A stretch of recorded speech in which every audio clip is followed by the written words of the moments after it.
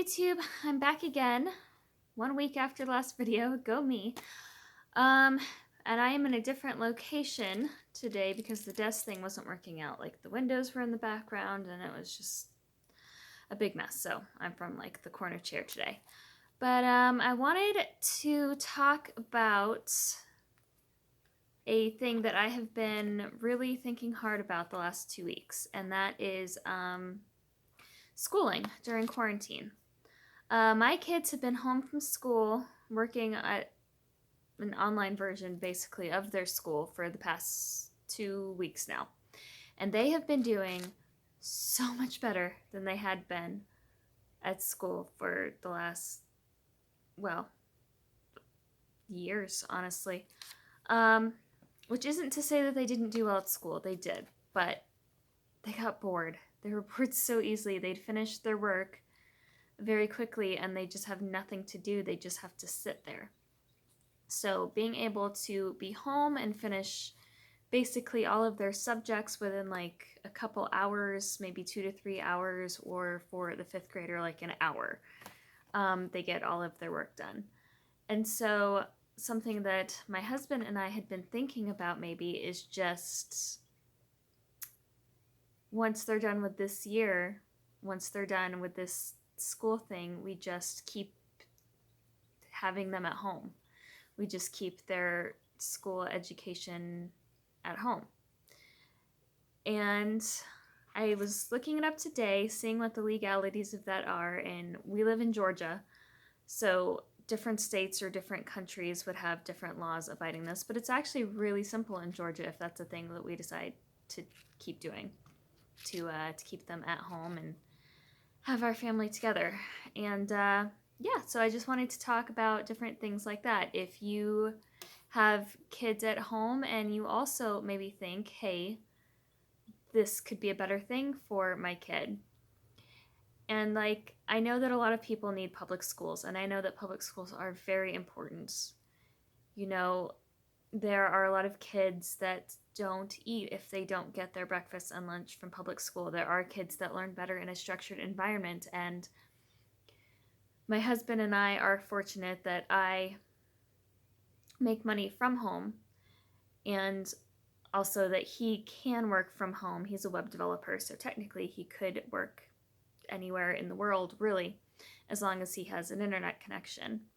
And yeah, his job is one that allows him to be able to stay home during this quarantine. And I know that many people aren't as lucky and they have to figure out what to do for childcare. And for a lot of people, public school is a form of childcare. And I get that. So this video is not going to be for everyone. It's not going to be possible for everyone. It's just a topic that I had been looking into because this afforded us an opportunity that we would not have otherwise had. Which also in a way sounds very tone deaf at this time, where a lot of people are sick and some people are losing their jobs and other people are losing their lives. And I am very sympathetic for everybody going through this plight that has all of those situations come up. And if you guys are going through that, hopefully there is something in your community that can help you out with that. But for others that are being affected by just staying in their homes, and you or your child is having online education that you weren't used to, maybe this is an opportunity to see how well you do educating yourself from home or from anywhere that's not a classroom. Yeah, so I'm going to talk about a couple things that I found out, and I'll have resources linked below. The resources that I've learned about from today are unschoolingmomtomom.com and the homeschoolmom.com are things that I found basic information about this stuff from. And again, I'll link them down below. But so one of the things that you can do after this quarantine is over, if you don't want to go back into a school building to learn, is your local online K through 12. It's basically public school, but it's online, done from home. You just do it from your computer. There's an instructor or a teacher that has lessons set up, and you just work through it like you would regular school, except you don't go to a classroom. And I'm pretty sure that that's free. I'm pretty sure it's paid for by the taxes, just like public school is. You could also do online education. I know if you're in high school, you can sometimes do college classes that way, like dual enrollment classes while you're still in high school. You can be taking college. And I imagine that there are also private schools and things that you can do online. I'm not really sure. We didn't really look into that. Another idea is homeschooling. You set up your own curriculum, or you buy a curriculum from another place that makes them, and you have that set out before you, and it's a lot like traditional school, except you're learning where your kid specifically is versus where everybody else that year is, and you set up a lesson plan that way. And people do this for different reasons, either because their child is ahead or is behind of where the state thinks they should be, because they don't want their kids learning more secular education. If they're religious, that's not going to be what we're doing at all, because we are not really religious exactly, or at all, honestly. And so that's not going to be our reason for it. But you can stick within about the calendar for your local school year, and there's different events that you can do within homeschooling as well. Like in your local community, they may offer homeschooling days for things. I know that I think our library does, our local library. And also we have a museum that's not far away. It's called the Telus Museum, and they also have homeschooling times that if you're homeschooled, and if you're part of a group, the group can also just go. But if it's just your family, you can go and meet other kids that are also being homeschooled, and that's another form of social interaction if you're concerned that yourself or your children won't get enough social interaction if you're not in a building with other people all day. That's a way to do it. And then, of course, the third option, which seems like a subset of homeschooling, is actually called unschooling. And there's lots of different definitions for this actually, but the one that I've heard the most about is like child-led learning. And that is where you use what your kids are interested in and you lead them down that path, and then they learn through what they're interested in.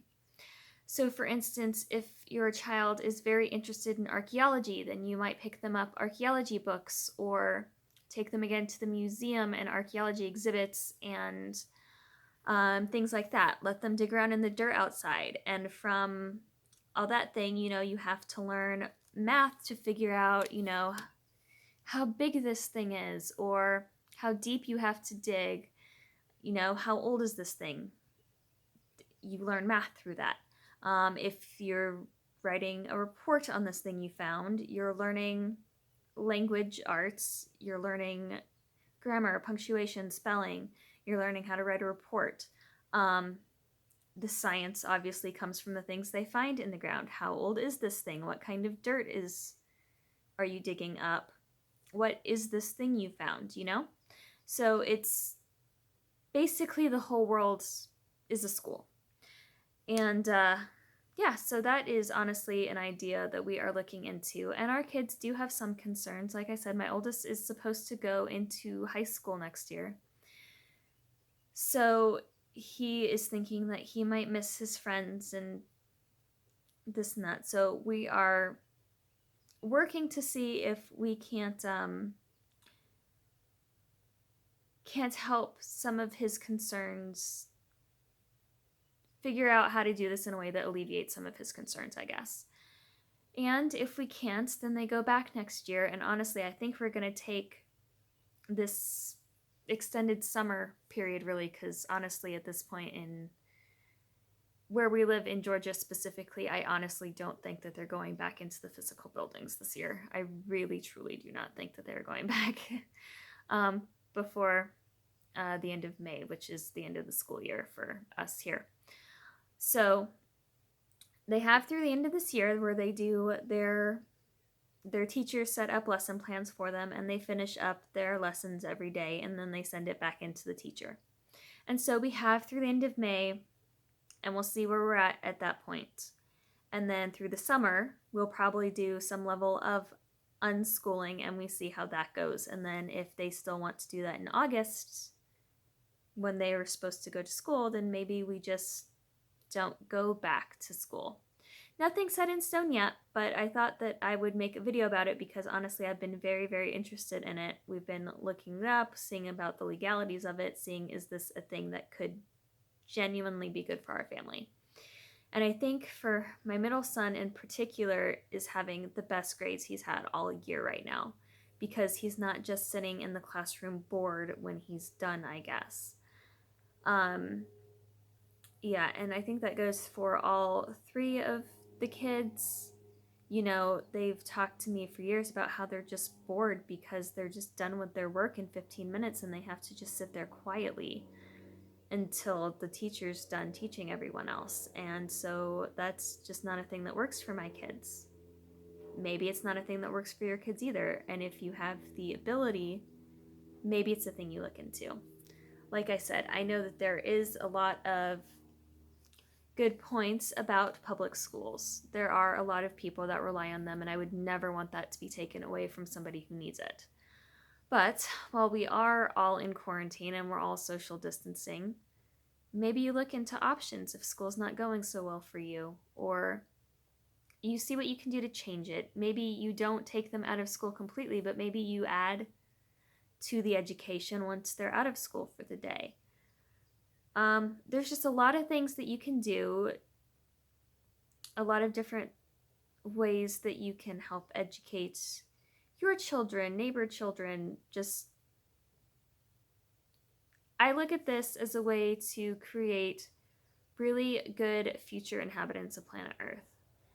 And yeah, I guess that's it for today. If you guys homeschool or unschool, online school, if you have any ideas for me or comments or anything you want to see in future videos, honestly, currently I'm not really sure where this channel is going, to be honest. This quarantine, this forced being inside, being isolated, has honestly changed my mind about a couple of things about where I thought I was going, the direction we were going in, and where we're at as a family, and where I'm at as a person, honestly, has changed a little bit in the last couple of weeks. So I'm not sure exactly where this channel's going anymore, or where my business entirely is going anymore. So if you guys have anything that you want to see, any suggestions, leave it in the comment section below, and hopefully I have helped you out, brought something to your attention that you didn't necessarily think about before. Yeah, and that's it. I hope you guys have a safe and healthy next week, and I will see you guys next time. Bye.